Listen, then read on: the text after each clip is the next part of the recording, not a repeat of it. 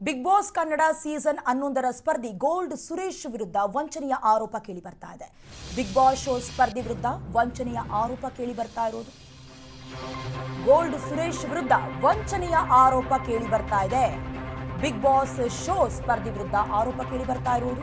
ಲಕ್ಷ ಲಕ್ಷ ಹಣ ವಾಪಸ್ ಕೊಡದೆ ಪಂಗನಾಮ ಹಾಕಿದಾರ. ಹಾಗಾದ್ರೆ ಮಾನವಿಯ ಮೈನುದ್ದೀನ್ ಗಂಭೀರವಾಗಿ ಆರೋಪಿಸ್ತಾ ಇದ್ದಾರೆ. ಕೇಬಲ್ ಚಾನೆಲ್ ಸ್ಟುಡಿಯೋ ನಿರ್ಮಾಣಕ್ಕೆ ನೆರವು ಮಾಡ್ತೀನಿ, ನೆರವನ್ನ ಕೊಡ್ತೀನಿ ಅಂತ ಹೇಳಿದ್ರು. 2017ರಲ್ಲಿ ಸುರೇಶ್ ಜೊತೆ ಮೈನುದ್ದೀನ್ ಒಪ್ಪಂದ ಮಾಡ್ಕೊಂಡಿದ್ರು.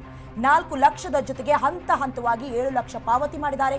ಇದೀಗ ಕೆಲಸವನ್ನ ಅರ್ಧಕ್ಕೆ ಬಿಟ್ಟು ಹಣ ಕೊಡದೆ ಕಳ್ಳಾಟ ಮಾಡ್ತಿದ್ದಾರೆ ಅಂತ ಸುರೇಶ್ ವಿರುದ್ಧ ಮೈನುದ್ದೀನ್ ಗಂಭೀರವಾದಂತ ಆರೋಪವನ್ನ ಮಾಡ್ತಾ ಇದ್ದಾರೆ. ಬಿಗ್ ಬಾಸ್ ರಿಯಾಲಿಟಿ ಶೋನ ಸ್ಪರ್ಧಿ ಗೋಲ್ಡ್ ಸುರೇಶ್ ವಿರುದ್ಧ ಲಕ್ಷ ಲಕ್ಷ ವಂಚನೆ ಆರೋಪ ಕೇಳಿ ಬರ್ತಾ ಇದೆ. ಮಾನವೀಯ ಯುವಕ ಮೈನುದ್ದೀನ್ ಕೇಬಲ್ ಚಾನೆಲ್ ಸ್ಟುಡಿಯೋವನ್ನ ನಿರ್ಮಾಣ ಮಾಡಿಕೊಡಿ ಅಂತ ಗೋಲ್ಡ್ ಸುರೇಶ್ಗೆ ಹಣ ನೀಡಿದ್ರಂತೆ. ಹೀಗಂತ ಆರೋಪಿಸ್ತಿದ್ದಾರೆ ಅವರು. ಗೋಲ್ಡ್ ಸುರೇಶ್ ಕೆಲಸವನ್ನ ಅರ್ಧಕ್ಕೆ ಬಿಟ್ಟು ಹಣವನ್ನ ವಾಪಸ್ ನೀಡಿಲ್ಲ ಅಂತ ದೂರಲಾಗಿದೆ. ಇನ್ನು ಸ್ಟುಡಿಯೋ ನಿರ್ಮಾಣ ಕೆಲಸಕ್ಕಾಗಿ 2017ರಲ್ಲಿ ಗೋಲ್ಡ್ ಸುರೇಶ್ ಜೊತೆ 14 ಲಕ್ಷ ರೂಪಾಯಿಗೆ ಅಗ್ರಿಮೆಂಟ್ ಅನ್ನ ಮಾಡಿಕೊಂಡಿದ್ರು.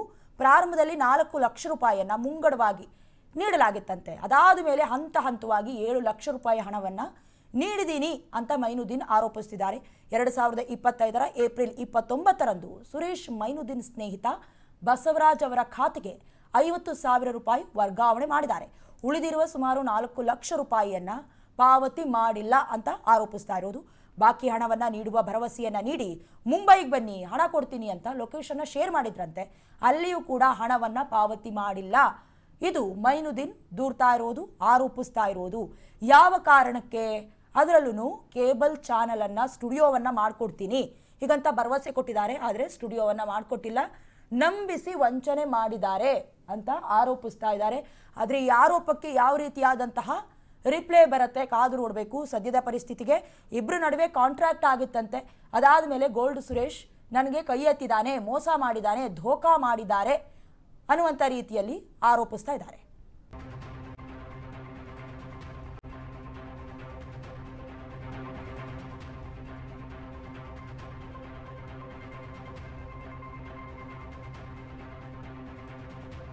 ಗೋಲ್ಡ್ ಸುರೇಶ್ ಏನು ಮೋಸ ಮಾಡಿದ್ದಾರೆ ಅಂತ ಹೇಳ್ತಾ ಇದ್ದಾರೆ. ಈ ಆರೋಪಕ್ಕೆ ಮೈನುದ್ದೀನ್ ಕೆಲವೊಂದಷ್ಟು ಸ್ಟೇಟ್ಮೆಂಟ್ ಕೊಟ್ಟಿದ್ದಾರೆ. ಏನ್ ಮಾತನಾಡಿದಾರೆ ಒಮ್ಮೆ ನೋಡ್ಕೊಂಡ್ ಬರೋಣ. ಬನ್ನಿಂಗ್ನೂರು ನನ್ನ friend sir, PG classmate Tumakuru. ನನ್ನ ದಿವಸ ಮುಗೀತಲ್ರಿ. ನೆಕ್ಸ್ಟ್ ಎಲ್ಲ ಚಾನೆಲ್ಗಳಲ್ಲಿ ವರ್ಕ್ ಮಾಡಿದ್ವಿ. ಡೆಸ್ಕ್ ನಲ್ಲಿ ನೋಡಿದೆ, ಕೆಲವೊಂದು ಚಾನೆಲ್ ಅಲ್ಲಿ ವರ್ಕ್ ಮಾಡಿದ್ವಿ. ಇಂಟರ್ನ್ಶಿಪ್ ಆಯ್ತು. ನಾವು ಒಂದು ಲೋಕಲ್ ಚಾನೆಲ್ ಮಾಡಮ್, ನಮ್ಮ ಭಾಗದಲ್ಲಿ ಇಲ್ಲ ಅಂತ ಹೇಳಿ ಮಾತಾಡ್ತಿದ್ವಿ ಸರ್. ಬಸವರಾಜು ಅವ್ರನ್ನ ಸಂಪರ್ಕ ಮಾಡಿದ್ರು. ಹಿಂಗ್ ಗುಲ್ಬರ್ಗದಲ್ಲಿ ಅವರು ಚಾನೆಲ್ ಪ್ರಾಜೆಕ್ಟ್ ಇಟ್ಕೊಂಡಿದಾರಂತ ಸ್ಟುಡಿಯೋ ಮಾಡ್ಲಿಕ್ಕೆ, ಮತ್ತು ಮಾನಿ ಕರ್ಸ್ತೀನಿ ಮಾತಾಡಂತ ಹೇಳಿದ್ರಿ.